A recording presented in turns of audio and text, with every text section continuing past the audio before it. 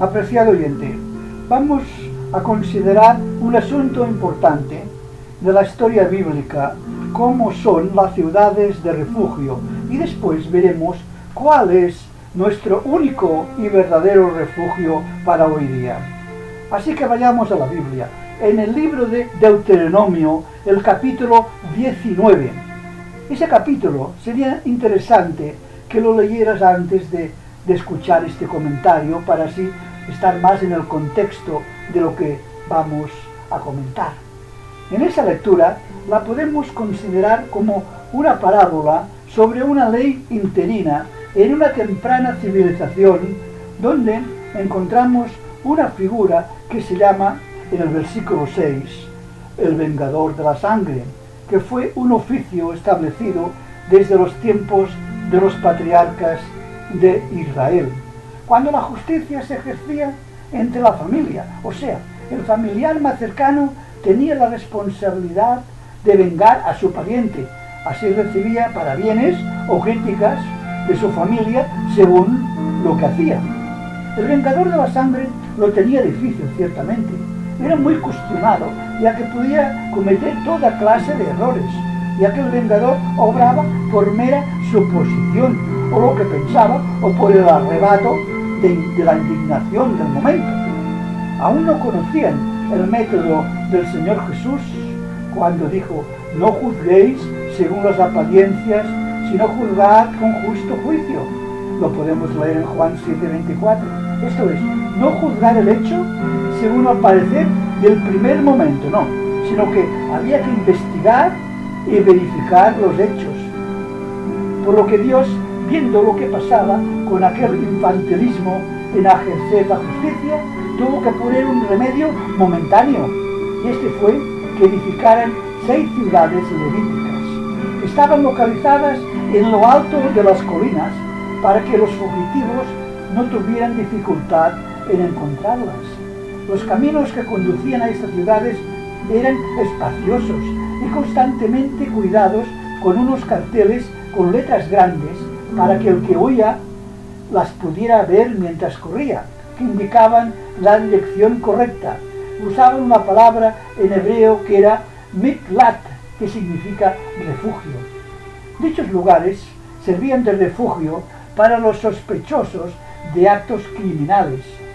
No eran para esconder y proteger a los tales, ya que si los afectados hubiesen sido realmente culpables, sin duda alguna eran devueltos a las familias para que se les hiciera la justicia normal. La finalidad de esas ciudades era para que los ánimos de los familiares perjudicados se templaran y hubiera tiempo para hacer un juicio justo después, salvando al presunto delincuente de la injusticia del vengador. Vemos una situación que podía ser realidad, lo dice en el versículo 5 y 6. En el caso de 2 leñadores que van a trabajar juntos, y uno de ellos se le escapó del mango el hierro del hacha y fue a dar contra la cabeza de su compañero, ocasionándole la muerte, por lo cual fue un homicidio voluntario. El homicida involuntario tenía 2 posibilidades: reconocerse culpable y correr a la ciudad de refugio, o bien hacerse el desentendido como si aquí no pasara nada. Pero este hacer, si alguien lo hubiera visto, hubiera sido mucho peor. O sea que el vengador de la sangre iba en su busca para matarlo, porque lo creía culpable. Ante tal desgracia, el homicida involuntario, sabiendo de las ciudades de refugio, intentaba llegar a ellas.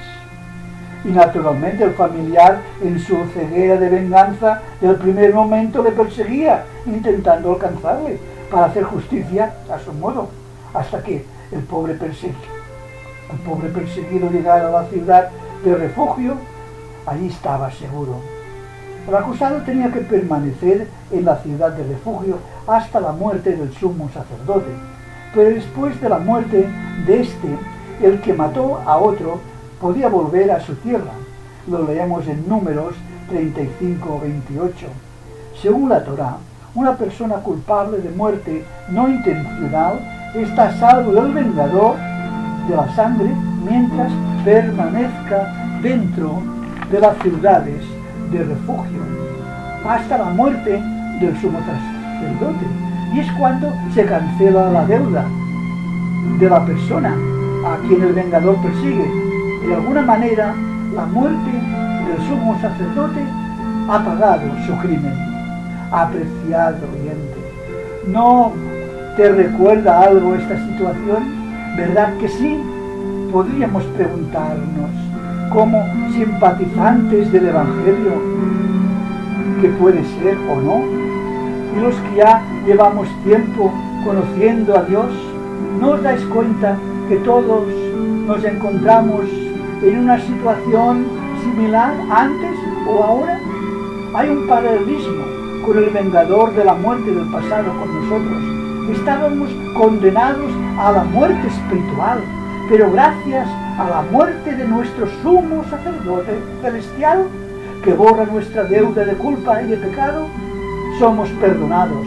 Su muerte nos libera del confinamiento y elimina la demanda sobre nuestras vidas que el adversario busca. ¿Qué enseñanzas podemos sacar de ese relato hoy día? Que todos hemos pecado por imprudencia, por omisión o sabiendo lo que hacíamos. Llevamos dentro el pecado, por lo que somos culpables. Por consiguiente, todos hemos pecado y estamos destituidos de la gloria de Dios, como dice el apóstol Pablo en Romanos 3:23. Podríamos pensar, yo no soy culpable de nada, pero Dios nos dice que sí. No somos justos. Podríamos replicar, bueno, yo no he matado a nadie, no he robado a nadie, ¿cierto? Pero somos culpables de muchos homicidios morales y otras cosas. ¿Quién no ha mentido en alguna ocasión? ¿Quién de nosotros no ha criticado y no se ha peleado con otra persona? Dice la Biblia en Juan 1 de Juan 3:15, el que aborrece a su hermano es homicida. Por lo que vemos que Dios hila muy fino, por lo que Dios nos insta a reconocer nuestra situación de culpabilidad, que somos pecadores, porque realmente lo somos. Y aquí entra en escena el buen pastor. ¿Lo conoces? ¿Lo conoces realmente? Te han hablado mucho de él, has escuchado mucho acerca de él, pero vuelvo a preguntarte, ¿lo conoces realmente? No somos perfectos, pero aún aceptando esa verdad, nuestra mentalidad caída, creemos y pensamos que somos algo. Pero acordaos de lo que dice el profeta Isaías 1:6, que somos desde la planta del pie hasta la cabeza, no hay en él, o sea en nosotros, cosa sana, sino herida, hinchazón y podrida llaga. Esta afirmación bíblica sublima el orgullo humano y produce rebeldía en el hombre, situación que incluso muchos religiosos no pueden, no quieren admitir, pero ante un juez todopoderoso que lo sabe todo y todo lo ve, como es Dios, no hay nada que le podamos ocultar. ¿Quién le puede engañar a él? Nadie. Así que el profeta Isaías 32:2 habla de él, diciendo, y será aquel varón como escondedero contra el viento, y como refugio contra el turbión, como arroyos de agua en tierra de sequedad, como sombra del gran peñasco en tierra calurosa. El escondedero contra el viento es el refugio de nuestra alma. Él nos dice, venid a mí todos los que estáis trabajados y cansados, y yo os haré descansar. Leedlo en Mateo 11:28. Él es el admirable, el incomparable, es tu abogado, es tu intercesor ante el Padre, y es tu ayudador y tu amigo fiel. Él es tu Salvador, el que murió por amor a ti, para ganar tu salvación y que pudieras hallar la ciudad de refugio, no como la que hemos leído anteriormente, no. La muerte no pudo con él, Él es nuestro refugio, es nuestra salvación. Es lo que dice el Salmo 46, que el doctor Lutero se inspiró en él para componer su famoso himno, Castillo fuerte es nuestro Dios. Apreciado oyente, Él es el buen pastor. Está contento cuando nos encuentra y nos pone sobre sus hombros. ¿Sabéis quién es? ¿Lo conoces? Es Jesús. No puede ser otro. No hay otro nombre dado a los hombres en quien podamos ser salvos, dice el apóstol Pedro en Hechos 4:12. Jesús, nuestro Señor y Salvador. Repasemos lo dicho ya. El reconocer y lamentar el hecho imprudente realizado no bastaba para el perseguidor, el vengador de la sangre, que dejara de perseguirle, no, pues éste continuaba persiguiéndole, pues le creía que el criminal lo consideraba culpable. Hemos leído la historia, que el perseguido tenía que correr, siguiendo las señales de indicación hacia las ciudades de refugio. Así nosotros corramos hacia nuestro refugio. Y actualmente, los que aún no conocéis a Jesús, acudid a Él. Los que conocen a Jesús, se les nota, no pueden ocultarlo, se les ve, se nos ve, o tendría que vernos. Debemos buscar refugio antes de que sea tarde y llega el vengador, que es la muerte, ya lo sabéis, que nos persigue, como simbólicamente el israelita vengador perseguía al delincuente de forma constante para alcanzarlo, si éste no llegaba a la ciudad de refugio. Para los inconversos, los que no conocen a Dios, la muerte es el mensajero del diablo, el vengador del pecado que nos acecha. Muchos piensan que el vengador está lejos todavía, soy joven, tengo mucha vida por delante, mucho para disfrutar. Pero lo cierto es que en cualquier momento pueden pedir tu alma. Todos sabemos que el vengador que nos persigue puede salirnos al encuentro en cualquier momento de nuestra vida. Un accidente, una enfermedad mortal, etcétera, etcétera. Y si no conoces a Jesús como tu Salvador, ¿qué será de ti?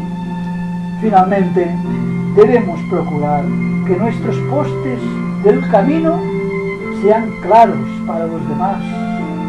No somos los únicos pecadores por los cuales Cristo murió.